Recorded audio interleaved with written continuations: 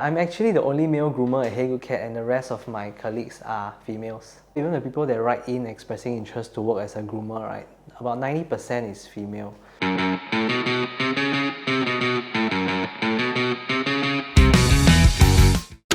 I'm Desmond, I'm 34 and I'm a pet groomer. Here are some stereotypical statements from the internet and I'm here to comment on them. Who needs a groomer when you have cats? Cats actually do need grooming lah. So it's a myth that cats groom themselves. The one that needs more help will be those with medium long hair. Cats do need to have their ears cleaned and all these cannot be done by themselves. I was thinking of being a pet groomer because I like animals, but my dad told me that it's a job for women and feminine men. There is this societal stereotype that people who work in more loving and nurturing roles tend to be more female, and for pet grooming it's kind of like a bit of caregiving as well. But I'm an example to prove people wrong that you can be a male and you also can thrive in jobs like this. Most of the women found the men holding cats to be less dateable. Oh really? I didn't know. I thought photos of men with nurturing photo or loving photo with their pets would be more attractive for the other partner. I'm just a bit confused with this statement. I've been a dog groomer for 13 years and a cat groomer for close to 10 years. I think I'm the only certified cat groomer in Singapore. I was a part-time financial services agent and I was doing pet grooming while I was schooling. And that was when I realized that at the pet shop, a lot of focus was on trying to do fast, trying to complete the procedure. And during that time, if not for my dog, I wouldn't be a pet groomer as well. After I adopted Chocolate, my dog, I sent him for grooming. He didn't have a very good experience. I also didn't have a very good experience. I'm not sure what the groomer did to Chocolate. That's the thing, right? I don't know what happened to him. And there was no updates about how the process was, and his grooming was not like very well done. So that's when I was like, okay, I just do it my own. That's when I went to learn. My wife decided to join me. We decided to let go of our corporate jobs and focused on being in this pet grooming industry together. We decided to set up Bubbly Petz, our first humane pet grooming studio. We felt that we could drive positive change and do better for the animals. We could care more about their well-being during the groom. And along the way, we started to get requests that they need help with their cats, but I didn't know how to groom them. So I went to US to take a cat grooming certification before coming back to offer it in Bubbly Petz. Cats are very sensitive animals. They can feel stress even when they smell the scents of dogs. So we decided to create a more exclusive and private environment for cats and their cat guardians. That's why we set up Hey Good Cat separately.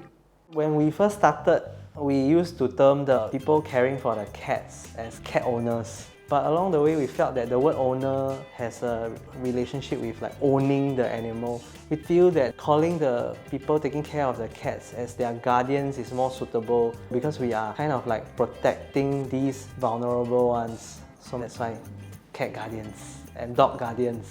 I thought that cats would be more challenging, but after practicing, after working with them for a while, I think it's a matter of understanding them and the experience that you have with them that makes it easier for one.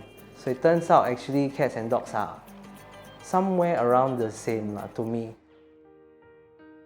Initially, my parents were quite worried that I will not be able to make enough. They were worried that there is no career progression, and it's something that is quite unrelated to what I studied.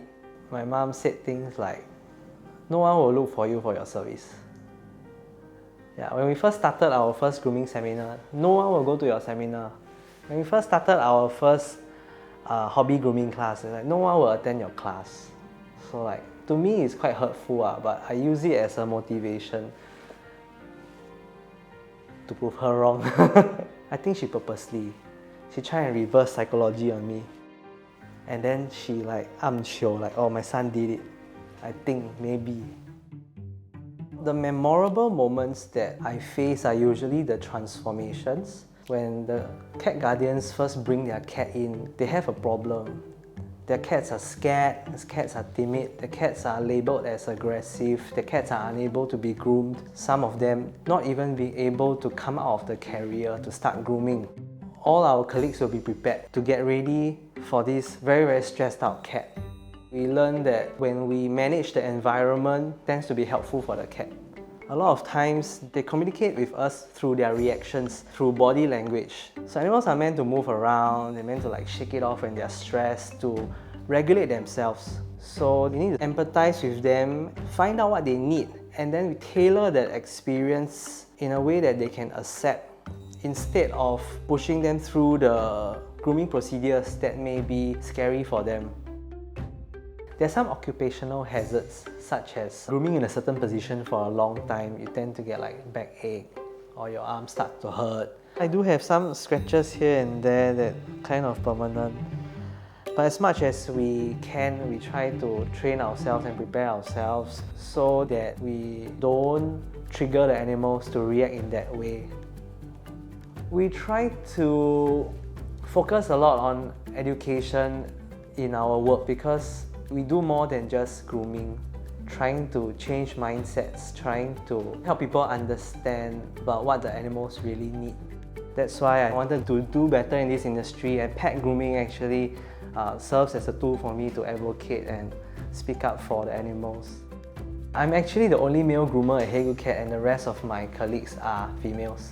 Even the people that write in expressing interest to work as a groomer, right, about 90% is female. I don't think that the job and the role that you play as a pet groomer has any link to whether or not it is feminine or it is masculine. Anyone of any gender can become a pet groomer as long as you have the heart and the patience and the love for animals.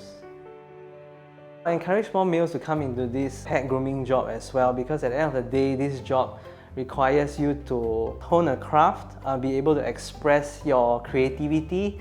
It also can allow to build the nurturing side of us. Do not be afraid to explore the nurturing part of ourselves as a male, because when we build on this area, we also are able to build better relationships with others around us.